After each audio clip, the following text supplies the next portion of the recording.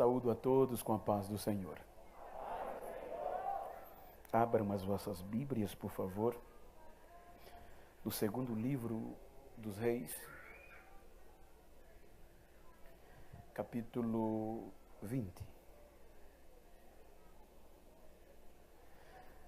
Quero ler um texto que está no meu coração, da mensagem que está na minha mente, no meu coração, em oração, senti de falar, que os irmãos já conhecem, mas a Bíblia é a Bíblia. Capítulo 20, versículo 8 até o 11, tem uma história muito conhecida.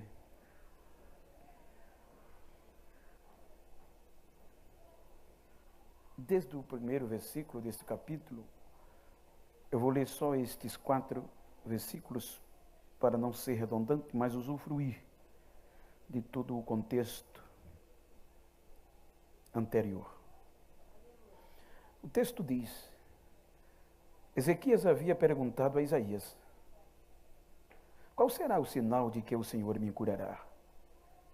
E de que de hoje a 3 dias subirei ao templo do Senhor. Isaías respondeu: o sinal de que o Senhor vai cumprir o que prometeu é este: você prefere que a sombra avance ou recue 10 graus na escadaria? Disse Ezequias: avançar é fácil. Como é fácil a sombra avançar 10 degraus? Prefiro que ela recue 10 degraus. Então o profeta Isaías clamou ao Senhor, e este fez a sombra recuar os 10 degraus que havia descido na escadaria de Acais. Amém? Queiram tornar os vossos assentos. Amados, eu li, a minha versão é a Nova Versão Internacional, NVI, e gostaria de falar-lhes nesta noite sobre sobreviver. Mas antes eu quero externar a minha gratidão a Deus pelo privilégio de mais um ano, mais uma vez, ou uma vez mais, poder estar entre vós, atendendo um honroso convite do meu amigo pastor Samuel J. Mara, com sua muito digna esposa, pastora Ana Miriam, quem quero agradecer, e obviamente em nome deles, a este coeso ministério, e quero agradecer ao pastor Beto pelo carinho, o cuidado, a ligação, o translado, como também ao presbítero Leandro, presbítero Denis, que com um carinho, uma amabilidade tão tremenda, tem cuidado de mim. E a igreja, consequentemente, que é soberana. Muito obrigado. Queridos, o texto, ele está inserido em um período de crises, superada pela coragem de um homem. Quando nós observamos a dinastia de Davi, deparamos-nos com altos e baixos. A dinastia de Davi, salvo juízo, desde o segundo da decadência de Salomão, houve muita instabilidade até o 8º rei entrar em evidência. A Bíblia diz que depois de Salomão, a gente percebe no contexto histórico, que se desencadeia uma estabilidade constantemente, a ponto que os anos se passaram, reis se passaram, mas não voltou a ser mais o mesmo. Até quando o povo percebe a entrada de Uzias na dinastia. A Bíblia mostra que o rei Uzias sucedeu ao seu antecessor em um período caótico, militar, socioeconômico. A Bíblia mostra que a crise assolava constantemente. E, sobretudo, o contexto militar. Pois Jerusalém, Judá, já não tinha proteção. E todos os inimigos ameaçavam invadir, destruir todo Judá. Então a Bíblia diz que Uzias assume com esta situação de crise. E o seu primeiro ato administrativo foi investir na segurança, na proteção e no ataque. Pois as ameaças eram constantes.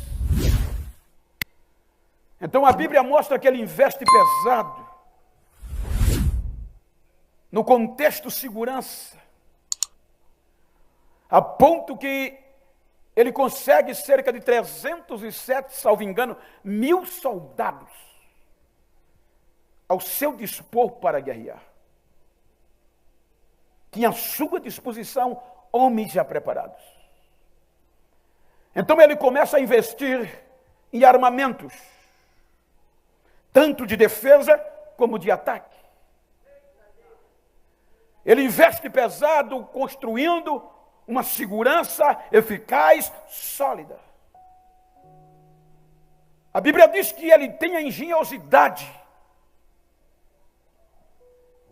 de inventar o que ninguém nunca tinha inventado. Inventar é criar armas de guerra, catapultas, armas de atirar pedras de ataque, armas de atirar flecha, escudo para defesa. Mente brilhante, porque a Bíblia diz que ele andava na presença de Deus. Então, depois que Judá é fortalecido, que os inimigos perceberam que Judá agora estava fortalecido, tanto na defesa como no ataque, as ameaças sumiram. E a paz veio. Então ele agora vai investir na economia. A Bíblia diz que ele era amigo da agricultura, ele amava o campo, o agronegócio. E ele restabelece a economia de Judá. A ponto que a fama, tanto pelo contexto de guerra e pelo avanço de todos os contextos que ele chega, a Bíblia diz que a sua fama, o seu nome cruzou as fronteiras.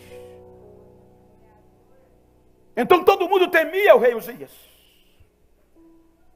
E a Bíblia diz que ele andava com Deus. A fama veio. O orgulho vem. A Bíblia diz que Deus o tirou do pó e o elevou. Então, quando o orgulho vem, ele se acha importante. E agora vai tentar querer fazer o que não dependia de estratégia política, o que não dependia de fama, o que não dependia de aplausos.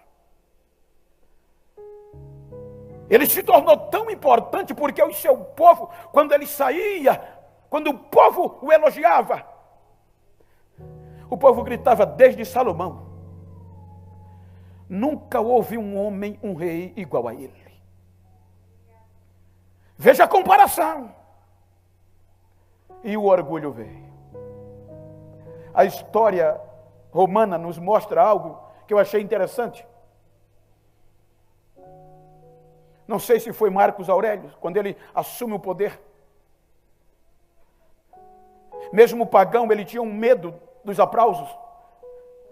A história diz que ele contratou um criado para andar com ele, quando ele ia ao mercado, quando ele saía diante das tropas, quando ele saía na rua, que as pessoas aplaudiam, o elogiavam. Ele pagava um criado para toda vez que ele era aplaudido, o criado repetidamente falar no ouvido dele: lembre-se, você é só um homem. E isso fazia ele manter os pés no chão.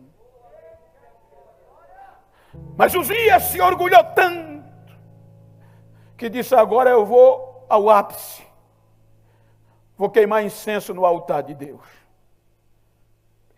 E queimar incenso diante de Deus não dependia de glamour, não dependia de nome, não dependia de aplauso, era intimidade. Só para quem Deus escolhia,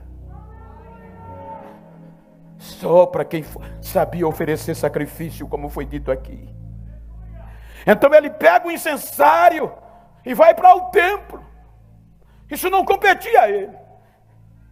Os sacerdotes se opõem. Ei, vou parafrasear, faça isso não. O senhor é famoso lá fora, o senhor é aplaudido lá fora, aqui dentro é diferente. Porque a glória de Deus descia quando a fumaça do incenso subia.